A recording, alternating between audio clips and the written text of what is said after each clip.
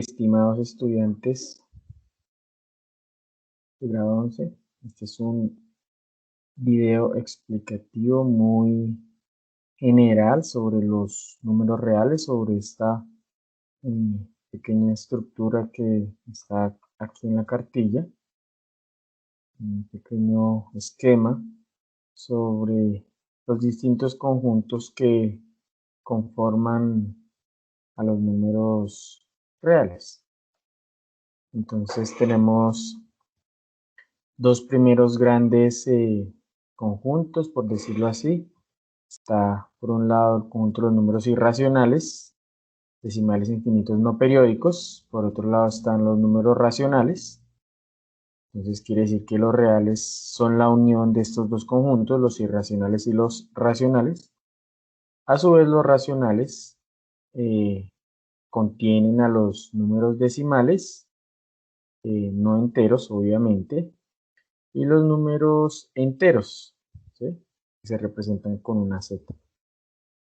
Estos números decimales se clasifican en decimales finitos y decimales infinitos periódicos. Los enteros se dividen o se subclasifican entre los enteros positivos, que son los naturales, el 0, que a veces los matemáticos suelen incluirlo o no dentro de los números naturales, digamos que no hay ningún problema que no los incluyamos. Y los enteros negativos, que son los inversos aditivos de los naturales. Entonces les voy a presentar una pequeña explicación sobre esta estructura un poquito más detallada y procedemos a mirar algo adicional de la cartilla. Entonces, empecemos. Los números los números reales, usualmente los representamos con esta estructura que vemos en la imagen. Entonces tenemos a los naturales como un primer conjunto. Aquí tenemos números 1, 2, bueno, aquí estamos incluyendo al 0, 98, 15, 567. Luego tenemos otro conjunto que son los enteros, representados con una Z. Pues aquí tenemos por fuera de esta bolsita de acá a los negativos, pero que sean concretos, o sea, no decimales. Luego tenemos otra bolsita más grande, que son los racionales.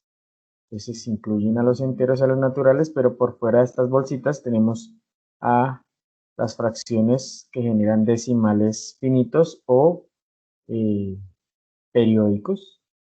Tenemos aquí otra bolsa aparte que nada tiene que ver con esta, donde tenemos números como pi, como raíz de 2, como raíz de 7, como el número e. Y si juntamos todos esos, conformamos a los reales. Vamos a mirar más detalladamente esta estructura. Voy a dar algunas características de los números reales sin darlas todas, porque es un cuerpo ordenado arquimediano, ¿sí?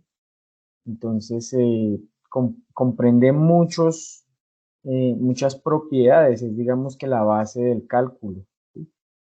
Entonces vamos a dar voy a dar unas características específicas de este conjunto. Por ejemplo, que es no numerable. ¿Qué significa que sea no numerable? Que usted no lo puede contar. Por ejemplo, los naturales tú los puedes contar, ¿sí? 1, 2, 3, 4, 5. Uno puede decir cuál es el siguiente y cuál es el anterior, simplemente sumando 1 o restando 1. Lo mismo con los enteros, incluso los racionales se pueden contar, ¿sí? Hay una forma, un matemático llamado Cantor lo representó en el plano cartesiano. Es una forma de contar los racionales, pero los reales no se pueden contar porque contienen a los irracionales. Vamos adelante, más adelante a decir, ¿por qué no? Es un conjunto que modela el tiempo, porque como ustedes saben, el tiempo es una magnitud continua que no tiene rupturas. Usted no puede decir que se paró el tiempo y luego dio un salto y continuó en otro momento, sino una estructura completamente continua, y así sucede con los números reales. Entonces tienen una similitud. Entonces podemos decir que los números reales de cierta manera modelan el tiempo, lo representan completamente. Es un conjunto denso. Esto viene de la primera parte, de esto de no numerable. ¿Qué quiere decir que sea denso? Que en matemáticas lo podemos interpretar de una manera muy sencilla. Entre dos números reales siempre es posible encontrar un número entre estos dos.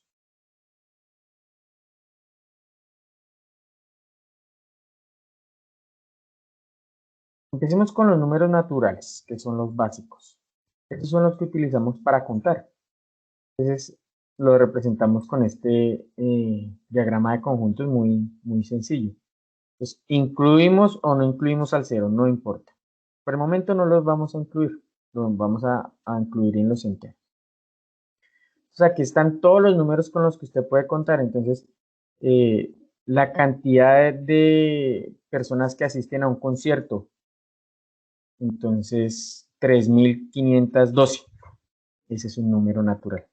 La cantidad de elementos de bacterias que hay en la superficie de la mesa, son millones, ¿sí? Pero son naturales.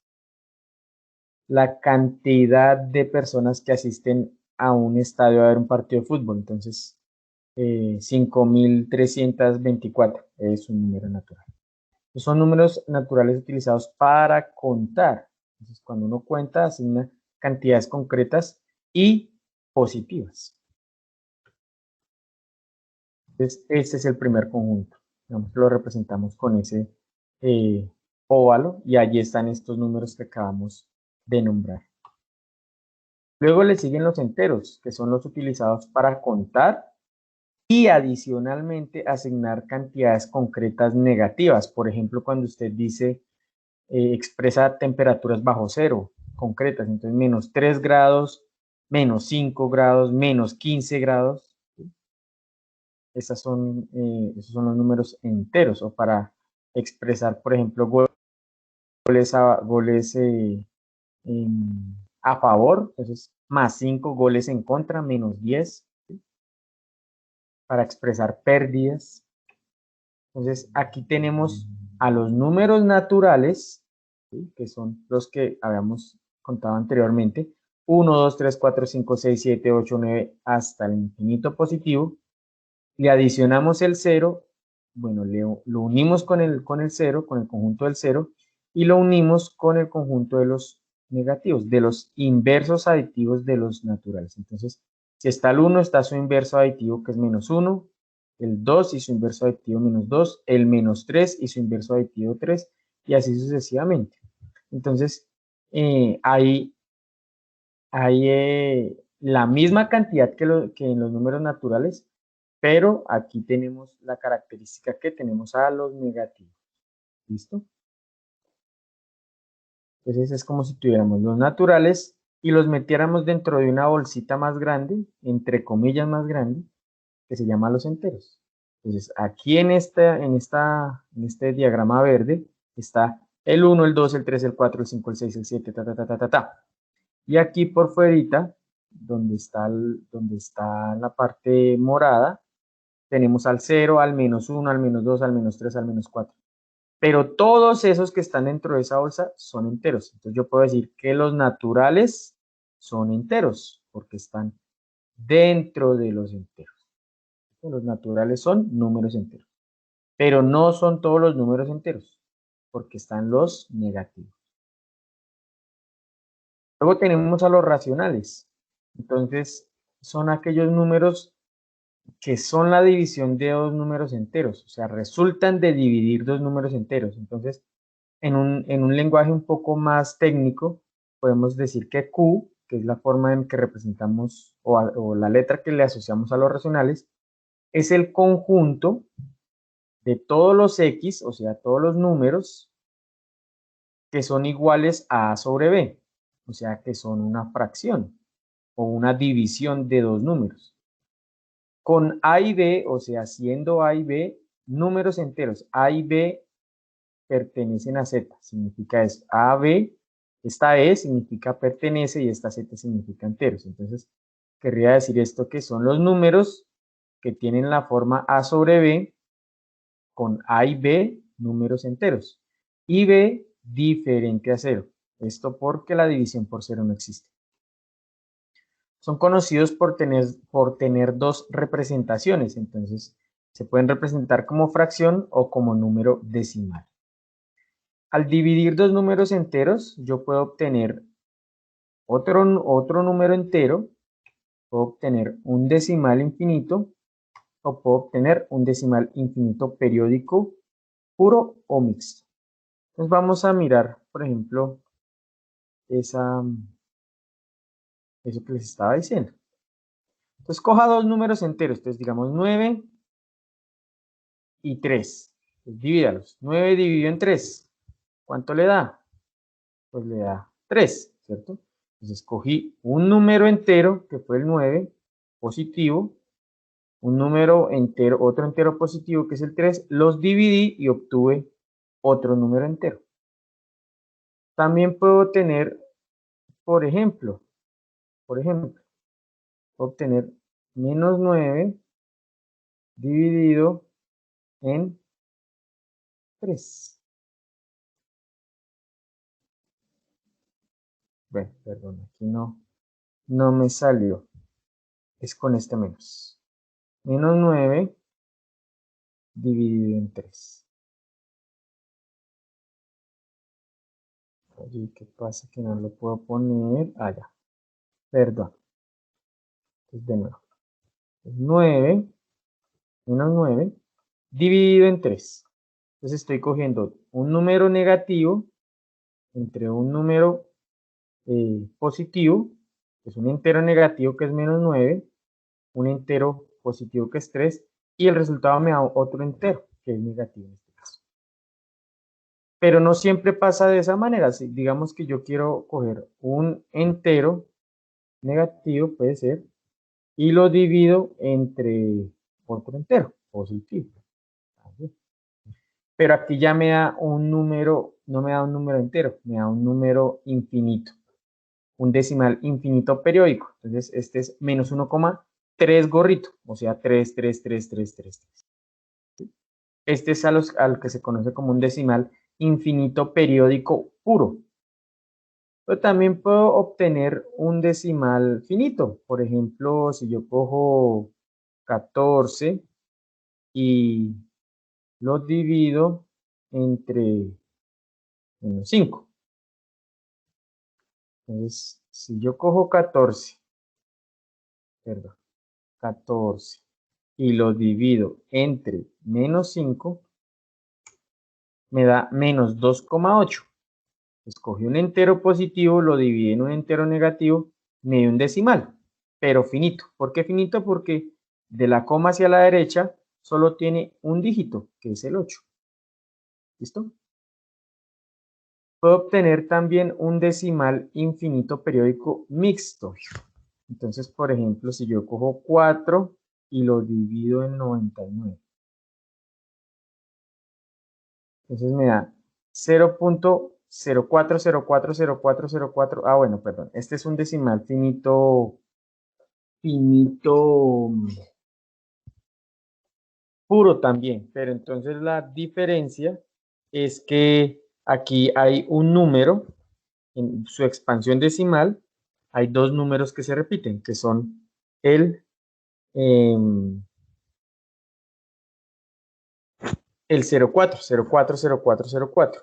También podemos tener números que se repitan, o sea, dígitos de más de dos, o sea, perdón, periodos de más de dos dígitos, por ejemplo, 0,45, 0,45, 0,45.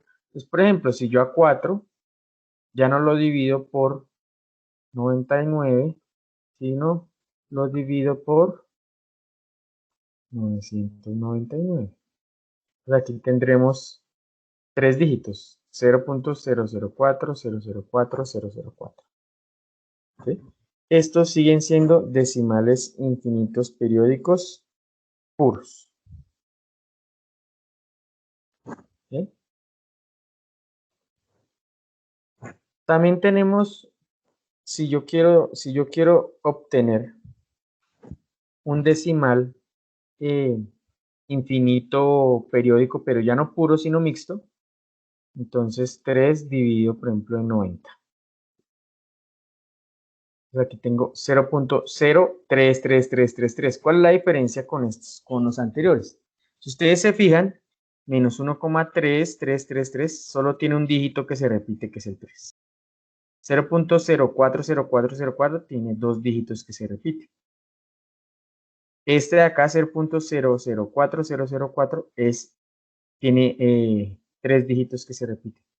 Pero este de acá arriba, después de la coma, en su expansión decimal, hay un dígito que se repite, pero hay uno que no se repite. Entonces, ese 0 no hace parte del periodo. Por lo tanto, el gorrito de este número solo va encima del 3. Este es un número decimal infinito periódico mixto. ¿Vale? Entonces, continuamos. Bueno, retomo acá. Lo que les acabo de explicar, al dividir dos enteros obtenemos o un número entero, o un decimal finito, o un decimal infinito periódico puro o mixto. Entonces tenemos los naturales, luego le adicionamos los negativos y el cero y tenemos los enteros, luego le adicionamos los decimales finitos e infinitos periódicos y obtenemos los racionales. Entonces por aquí afuera en la parte amarilla están los últimos ejemplos que hice. Entonces el 1,5, el 1,99999, el 43.656565, etcétera, etcétera.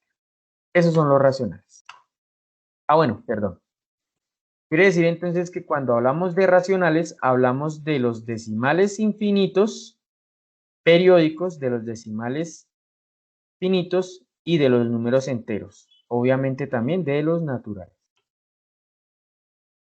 Aquí entran los feos, los irracionales. Son un conjunto no numerable. Ese conjunto no lo podemos contar.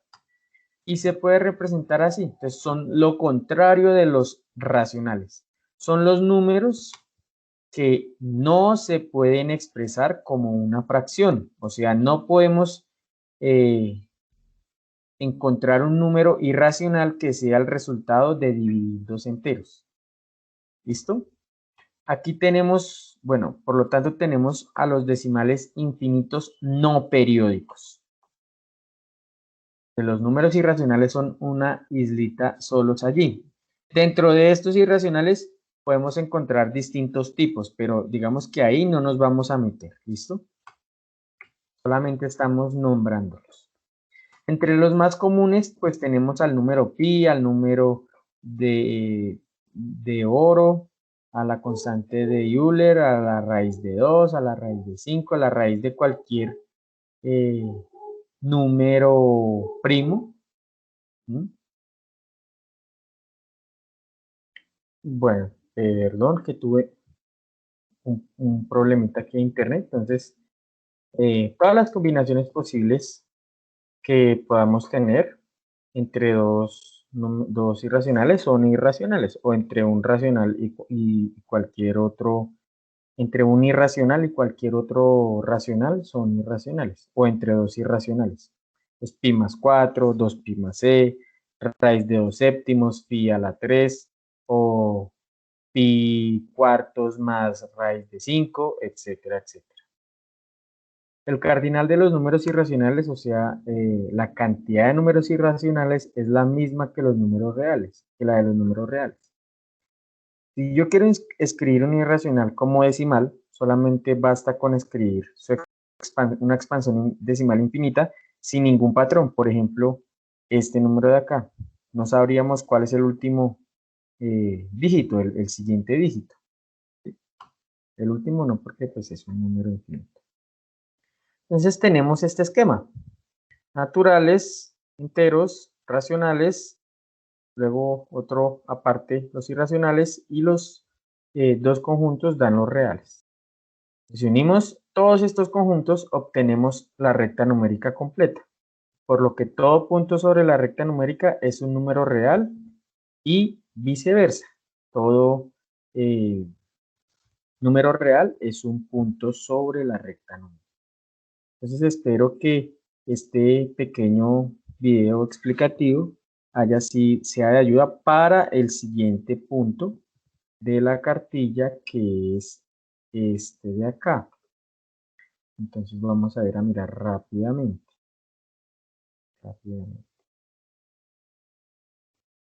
Entonces el quinto punto, aquí hay que poner pertenece o no pertenece. Entonces, de acuerdo a lo que expliqué, hay que poner si esos números pertenecen a este conjunto, a los racionales, irracionales, reales, z. ¿Sí? Y acá, encuentre un número real entre cada par de números. Entonces, recuerden que les indiqué que los números reales son densos. Entonces, si yo tengo dos números reales, siempre voy a poder encontrar entre esos dos a un número real, a otro real. ¿Listo? Entonces, eso es como este ejemplo que di acá arriba, el de la lupa. Creo que ya lo pasé. Bueno, digamos que todavía no nos vamos a meter allí, que va en la siguiente semana. Pero usted puede fácilmente encontrar dos números reales entre estos dos. Entonces tienen que buscar la manera de hacerlo. No les voy a explicar cómo. ¿Listo? El punto 7, pues, es aplicar la propiedad distributiva de los números reales. Entonces, hay que revisar la cartilla, porque allí está la explicación. Entonces, aquí hay un ejemplo. Hay dos ejemplos. Dice uso de las propiedades de los números reales. Y hay dos ejemplos donde se utiliza la propiedad distributiva. Entonces, esa es la que hay que utilizar para resolver el séptimo punto. Y el octavo punto es resolver estas sumas, multiplicaciones, divisiones de fracciones. Entonces hay que recordar pues estas propiedades de acá. Aquí están. ¿Sí? Está en la página. Bueno, no, está en la página donde inicia la actividad número 1. Y aquí está cómo se multiplican las fracciones, cómo se dividen, cómo se suman y se restan, fracciones que tienen igual denominador, suma y resta de fracciones diferente denominador, simplificación de fracciones. Entonces, esto pues, no es nuevo para ustedes, simplemente es un repaso para poder continuar con esto. Entonces, espero que cumplan con la entrega de la actividad para la fecha que acordamos la semana anterior.